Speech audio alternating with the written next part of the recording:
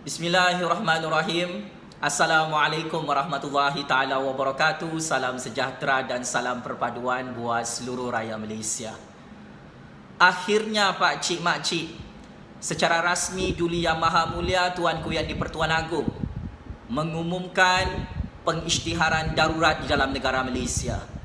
Sebentar tadi, ke bawah Duli Yang Maha Mulia Seri Paduka Baginda Yang di-Pertuan Agong Al-Sultan Abdullah Riayatuddin Al-Mustafa Billah Shah telah mengeluarkan kenyataan media rasmi bersama Istana Negara di Kuala Lumpur bahawa Baginda memperkenankan nasihat Perdana Menteri Kelapa Malaysia Yang Amat Berhormat Tan Sri Muhyiddin Yassin untuk melaksanakan proklamasi darurat di kawasan Parlimen Batu Sapi P185. Pengisytiharan darurat ini adalah pengisytiharan darurat kesihatan untuk kawasan Parlimen Batu Sapi di Sandakan Sabah, yang mana kawasan tersebut adalah kawasan red zone, dan pengisytiharan proklamasi darurat oleh Yang di-Pertuan Agong telah membawa kepada pembatalan pilihan raya kecil Parlimen Batu Sapi di Sandakan Sabah yang sepatutnya berlangsung pada Disember 2020 bulan hadapan. Pengisytiharan darurat ini juga telah memperincikan dan telah menetapkan bagaimana ia selari dengan Fasal 1 Perkara 150 Proklamasi Darurat dalam Perlembagaan Persekutuan Malaysia, yang mana Duli Yang Maha Mulia Tuanku Yang di-Pertuan Agong sangat berpuas hati dengan nasihat daripada Yang Amat Berhormat Perdana Menteri Kelapa Malaysia bagi melaksanakan proklamasi darurat di kawasan khusus di kawasan Parlimen Batu Sapi Sandakan Sabah. Sememangnya keadaan wabak penyakit coronavirus di kawasan tersebut Pak Cik Mak Cik adalah sangat-sangat teruk dan sangat-sangat kritikal. Maka saya sebagai penganalisis politik bebas, sebagai rakyat Malaysia bersetuju dengan pengisytiharan proklamasi darurat yang telah diumumkan oleh Yang di-Pertuan Agong di Istana Negara Kuala Lumpur sebentar tadi. Pak Cik Mak Cik, saya kira sememangnya di musim coronavirus ini, Duli Yang Maha Mulia Tuanku Yang di-Pertuan Agong telah menekankan satu perkara, bahawa setelah tamat pilihan raya Sabah 26 September 2020, gelombang ketiga coronavirus dalam negara Malaysia secara 90% disumbang oleh pilihan raya Sabah. Maka Baginda tidak mahu mengulangi lagi krisis gelombang coronavirus melalui pelaksanaan pilihan raya di kawasan negeri Sabah khususnya. Maka oleh hal demikian Pak Cik Mak Cik, sememangnya Yang di-Pertuan Agong telah menggunakan kuasa veto Baginda untuk memperkenalkan beberapa ordinan undang-undang untuk dikuatkuasakan bagi membatalkan pilihan raya kecil Parlimen Batu Sapi tidak lama lagi. Paling penting Pak Cik Mak Cik, Shafie Apdal dan Parti Warisan Sabah dan beberapa calon bebas dalam pilihan raya kecil Parlimen Batu Sapi mahu menyertai pilihan raya kecil tersebut. Maka disebabkan Shafie Apdal dan Parti Warisan Sabah mahu terus berpolitik dan seorang calon bebas dalam PRK Parlimen Batu Sapi mahu terus berpolitik di musim coronavirus, walaupun kawasan Batu Sapi Sandakan Sabah itu adalah kawasan red zone, kawasan merah, maka Yang di-Pertuan Agong telah menggunakan kebijaksanaan Baginda untuk mengisytiharkan proklamasi darurat seperti apa yang dinasihatkan oleh Tan Sri Muhyiddin Yassin sepanjang hari ini. Mesyuarat antara Tan Sri Muhyiddin Yassin dan Yang di-Pertuan Agong telah berlangsung pada jam 4 petang melibatkan mesyuarat khas bersama Ketua Setiausaha Negara, Ketua Suruhanjaya Pilihan Raya dan juga melibatkan pengarah Kementerian Kesihatan Malaysia Tan Sri Dr. Noor Hisham, yang mana melihat keadaan coronavirus dalam negara Malaysia memang tidak sesuai untuk meneruskan pilihan raya kecil Parlimen Batu Sapi. Dan saya kira pengisytiharan darurat ini akan dilakukan oleh Baginda Yang di-Pertuan Agong untuk pilihan raya kecil yang lain melibatkan pilihan raya kecil Dun Bugaya, yang mana YB kawasan tersebut telah meninggal dunia kemarin. Dan saya juga tidak terkejut jika Baginda Yang di-Pertuan Agong akan terus mengisytiharkan proklamasi darurat di satu kawasan parlimen melibatkan seorang bekas ahli Parlimen UMNO yang meninggal dunia juga beberapa hari lalu. Sekiranya Parlimen dibubarkan dalam persidangan Parlimen November 2020 ini, saya kira Yang di-Pertuan Agong juga akan membatalkan pilihan raya umum ke-15 sekiranya ada sabotaj politik untuk mengancam nyawa rakyat Malaysia dengan cara bermain gimmick politik, membubarkan Parlimen, memaksa Yang di-Pertuan Agong untuk melaksanakan PRU 15.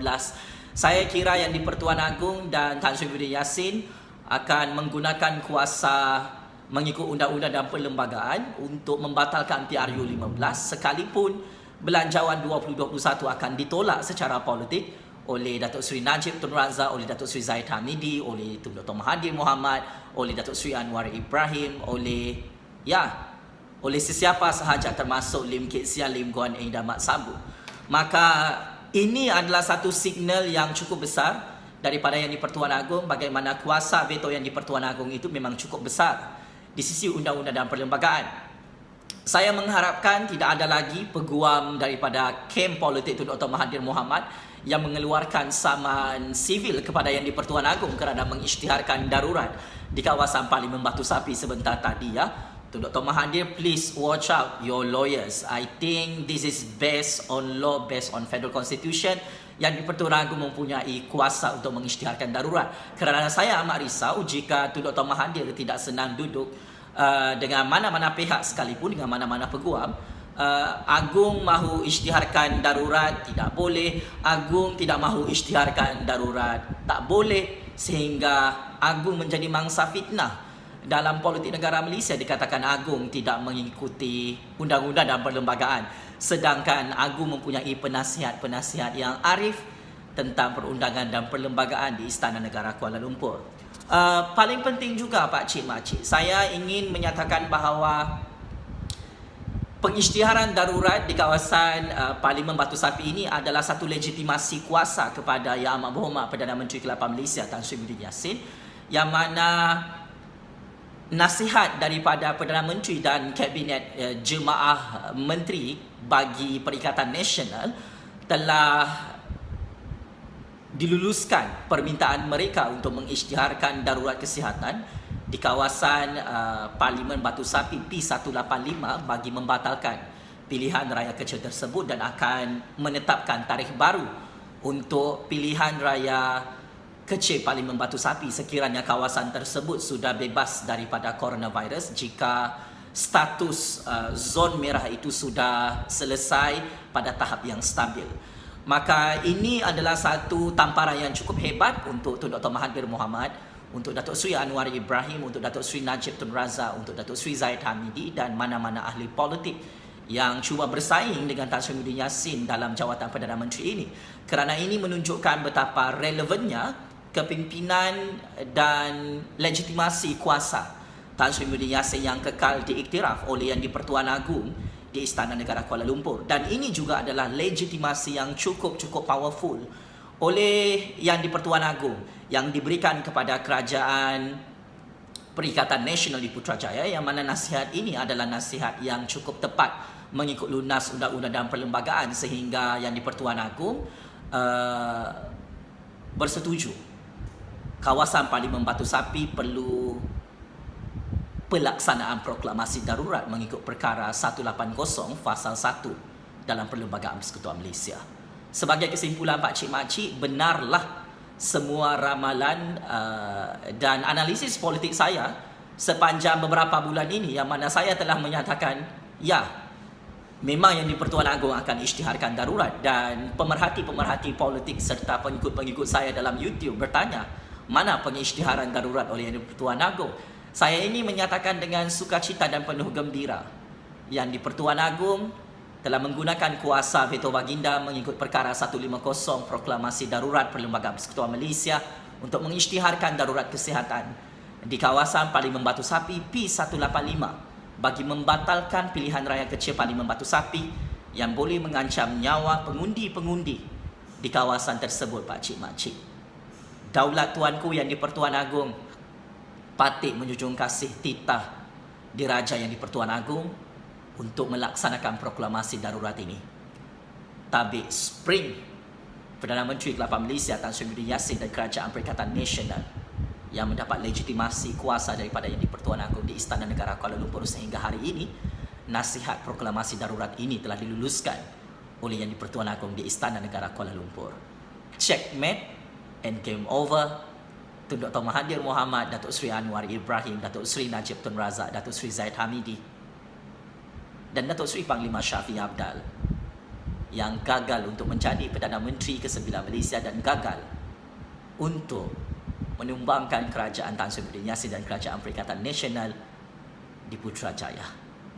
Sekian, terima kasih.